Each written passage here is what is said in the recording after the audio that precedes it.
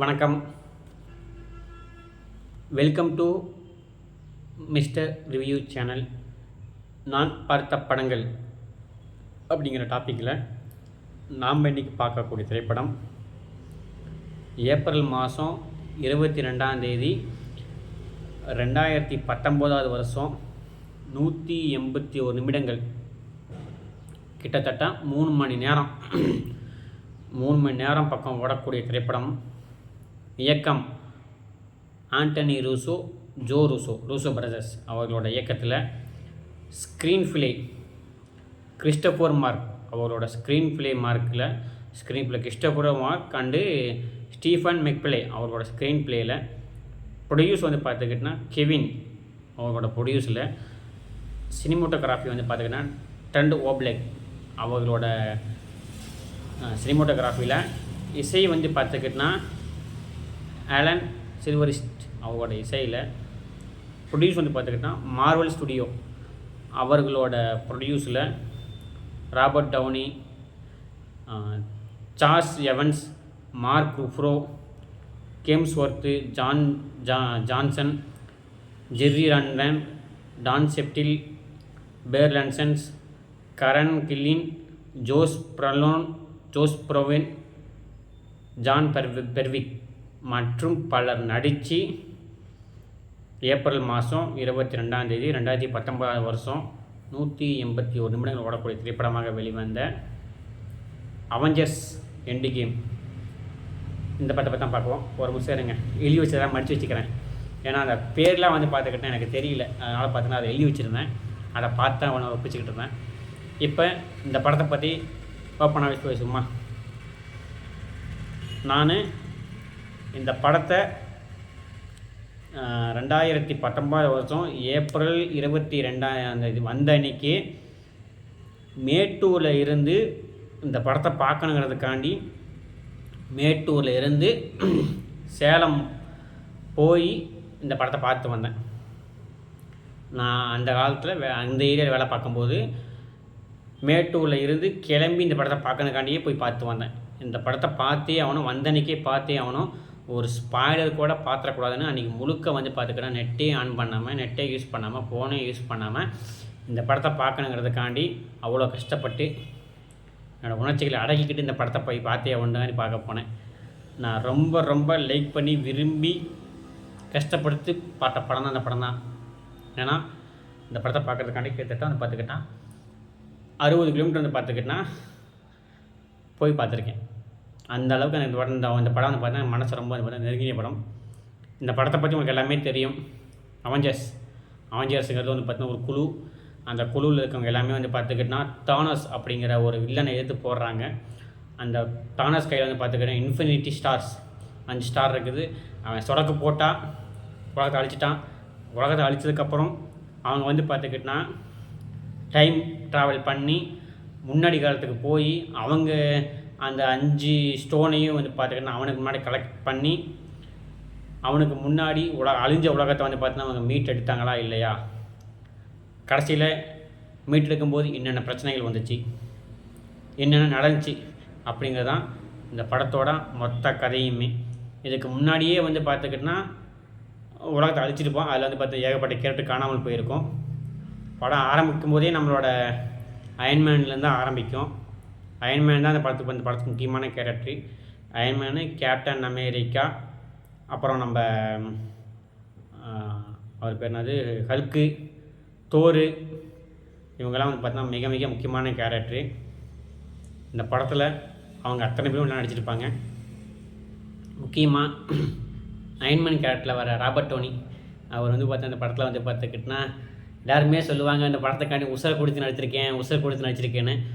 மையாலுமே வந்து பார்த்துக்கிட்டா அயன்மேன் படத்தை இந்த படத்தில் உசுரை கொடுத்துருக்கா. அப்படி இந்த படத்தை பார்த்தவங்களுக்கு தெரியும். ஏன் அப்படி சொல்கிறேன் அப்படிங்கிறது என்னடா சிரிக்கிறேன்னு பார்க்குறீங்களா? ஏன்னா அந்த அளவுக்கு வந்து பார்த்துக்கிட்டா வருத்தமாக இருந்துச்சுங்க இந்த படத்தை பார்க்கும்போது. என் பக்கத்தில் ஒரு குழந்தை பையன் உட்காந்துருந்தான். 5வது ஆளாக தான் படிப்பான் அந்த பையன். அப்போ வந்து பார்த்துக்கிட்டனா அவன் 5வது படிக்கும் போனால் இந்த அளவுக்கு வந்து பார்த்தா அவன் குழந்தை பையன் பார்த்துங்களேன்.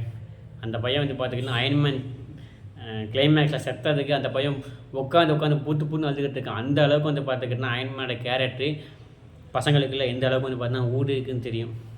அதே மாதிரி நம்ம ஆன்டிமேனாக வரவர் அவர் தான் வந்து பார்த்துக்கிட்டோன்னா இந்த டைம் ட்ராவல் பண்ணலாம், டைம் ட்ராவல் பண்ணி முன்னாடி காலகட்டத்துக்கு போய் நம்ம வந்து பார்த்தீங்கன்னா இந்த மாதிரி பண்ணலாம் வைக்கலாம்னு கண்டுபிடிச்சி அவங்க வந்து பார்த்துக்கிட்டு அங்கே போய் அந்த ஒவ்வொரு இது எடுக்கும்போது வரக்கூடிய சீன் ஆகட்டும்.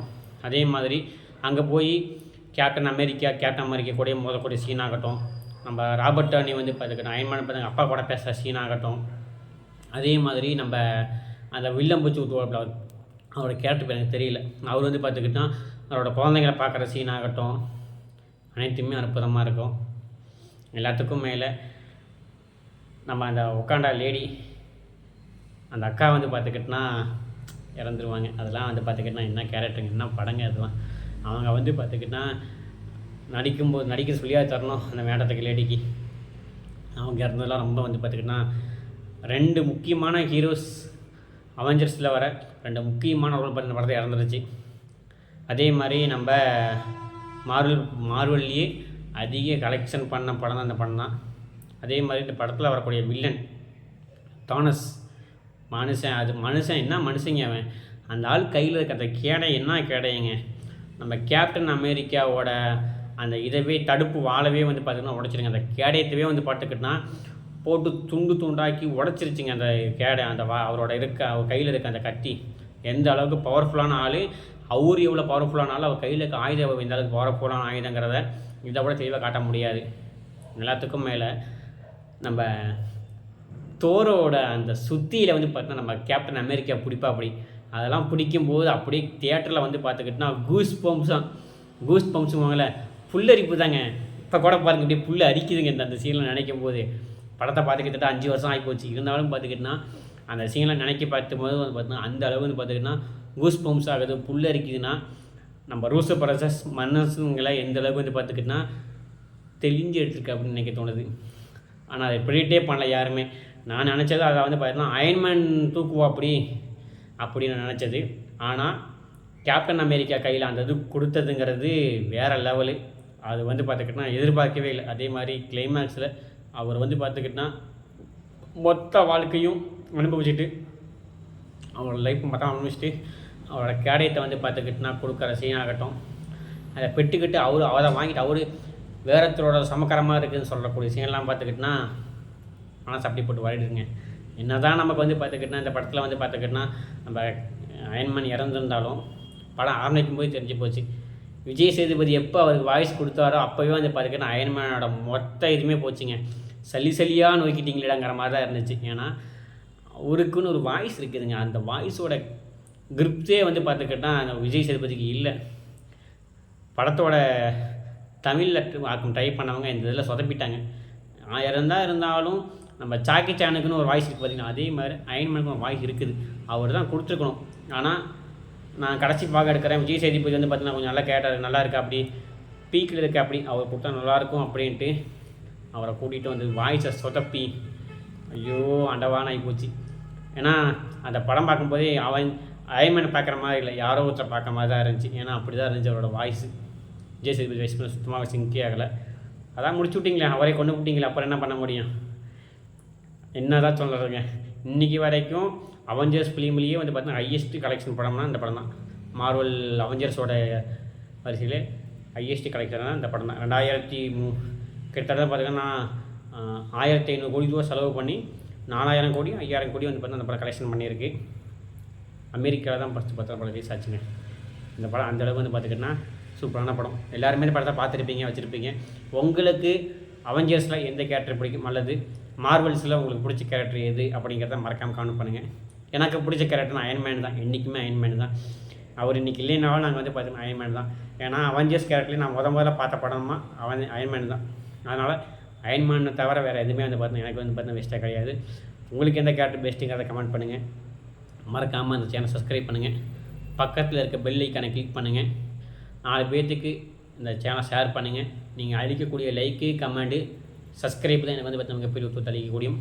மறக்காமல் சேனல் சப்ஸ்கிரைப் பண்ணுங்கள். மீண்டும் ஒரு ரிவ்யூ சந்திப்போம். நன்றி, வணக்கம்.